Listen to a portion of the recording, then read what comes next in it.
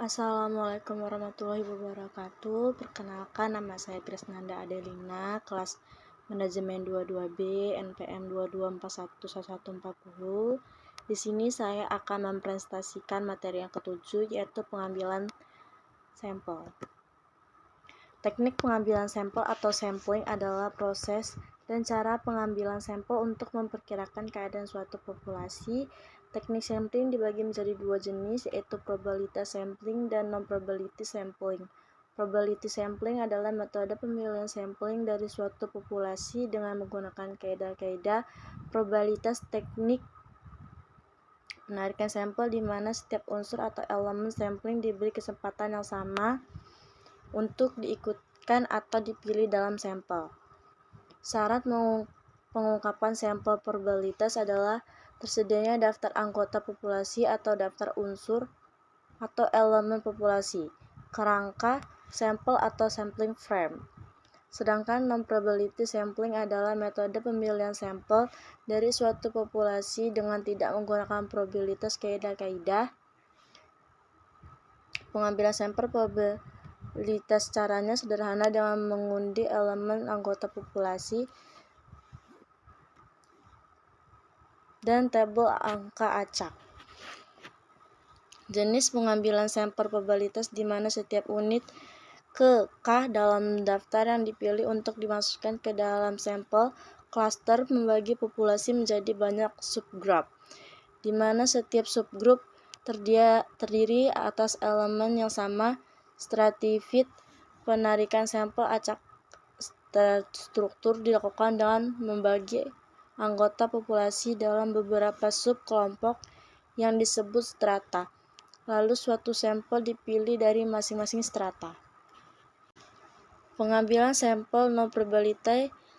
Pengambilan sampel secara serampang tanpa menjelaskan derajat kompetitifnya tetap lebih kepada kenyamanan peneliti. Snowball atau kuota satuan sampling dipilih atau ditentukan berdasarkan informasi dari responden. Purposive atau judgment satuan sampling dipilih berdasarkan pertimbangan tertentu dengan tujuan untuk memperoleh satuan sampling yang memiliki karakteristik yang dikehendaki. Teknik ini biasanya dipilih ketika populasi belum atau tidak dapat ditentukan secara pasti. Teknik ini dibagi menjadi 6 jenis, yaitu purposive sampling.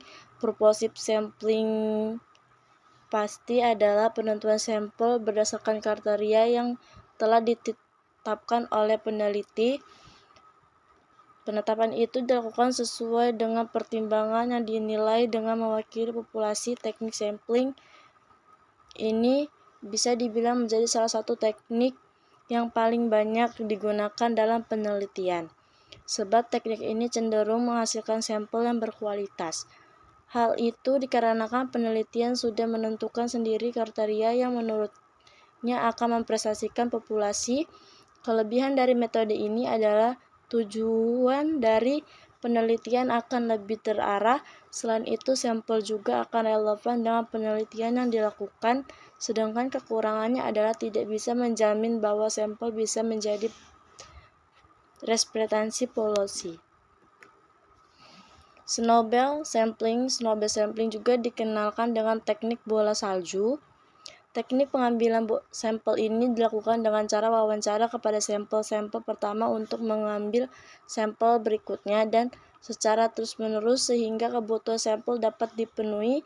Seperti bola salju yang akan terus membesar juga mengelilingi dari atas ke bawah. Teknik ini cocok untuk penelitian yang membutuhkan privasi yang tinggi, misalnya pada kelompok-kelompok seperti penderita HIV, menindas, kekerasan seksual, dan lainnya sebagainya. Accidental sampling adalah teknik pengambilan sampel yang sifatnya lebih insidental. Jadi, sampel yang diambil sesuai dengan orang yang memang kebetulan ditemui oleh peneliti. Jadi, misalnya adalah penelitian terhadap kepuasan konsumen. Penelitian ini menunggu pembeli untuk dijadikan sebagai sampel penelitian. Namun, teknik pengambilan sampel jenis ini memiliki kekurangan, yaitu berpotensi membutuhkan waktu yang lebih lama dan responden yang dapat dimiliki karakteristik yang bersifat acak. Kuota sampling. Teknik pengambilan sampling ini adalah dengan cara menentukan jumlah sampel penelitian lebih dulu. Misalnya dalam sehari penelitian menetapkan harus mendapatkan 10 sampel untuk diteliti. Kelebihan dari teknik ini adalah pengambilan sampel yang bersifat lebih praktis karena sampelnya sudah diketahui, sedangkan kekurangannya adalah bias dalam penelitian cenderung tinggi. Teknik pengambilan sampel jenuh adalah menggunakan seluruh populasi sebagai sampel. Teknik ini digunakan ketika populasi yang akan diteliti kurang dari 30 orang. Sampling sistematis atau systematic sampling. Teknik sampling sistematis dilakukan dengan cara yang sistematis, yaitu misalnya dengan memberikan nomor terhadap populasi yang ditelitinya. Misalnya ketika ingin meneliti 20 siswa, maka sampel-sampel itu akan diturunkan dari 1 hingga 20. Itu saja yang ingin saya sampaikan di materi yang ke-7 ini. Saya ucapkan terima kasih.